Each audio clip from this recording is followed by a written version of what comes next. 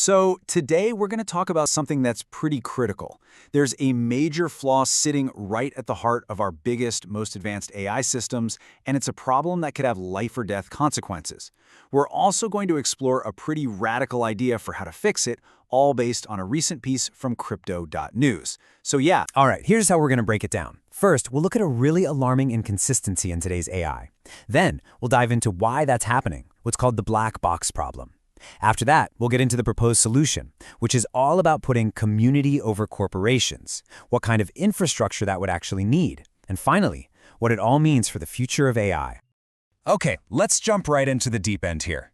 The whole argument we're exploring today kicks off with a discovery that is, honestly, pretty unsettling. The article starts off with this phrase, a chilling truth about our most trusted AI systems. And that really sets the stage. This isn't some minor bug or a performance issue. We're talking about a fundamental breakdown of trust. So here's the specific finding that kicked this all off, and it's pretty shocking. A Rand Corporation study found that if someone in a serious crisis reaches out to these big AI chatbots, the answer they get is basically a roll of the dice. It completely depends on which one they happen to be using. One might give a helpline number, another might just refuse to engage. It's literally a life or death lottery. And here's the crucial part. This isn't a glitch you can just patch in the next software update. The author argues that this is a symptom of a much, much deeper problem. It's a failure of the whole centralized model of AI development, where just a few companies are making all the critical calls behind closed doors. Okay, let's move on to part 2. So, if the problem is baked into the model itself, you have to ask, right? Why is it failing so badly? And this brings us to what the source calls the black box problem.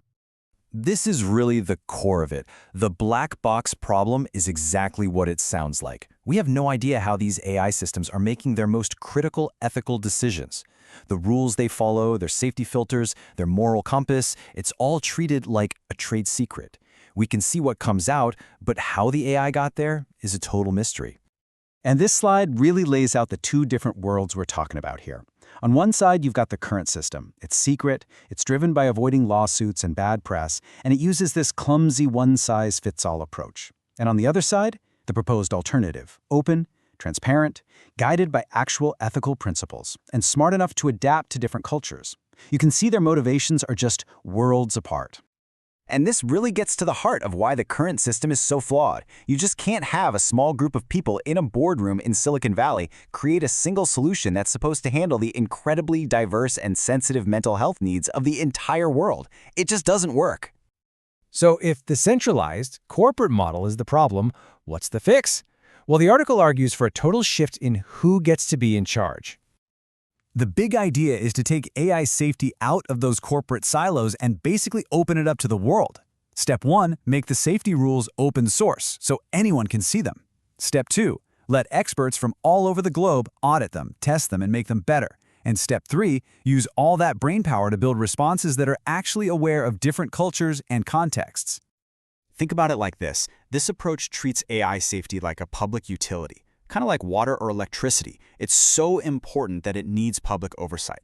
A global community of researchers, psychologists, and ethicists could spot biases that a corporate team would totally miss. And this would completely change the game. Companies would have to compete to be the safest, not just the best at avoiding lawsuits. Now, a huge idea like this kind of open, community-led system, it can't just run on the technology we have now. It needs a whole new kind of foundation, what the article calls a moral infrastructure. And here's why that new foundation is so important. Right now, pretty much the entire AI world is built on platforms controlled by just 3 companies: Amazon, Google, and Microsoft.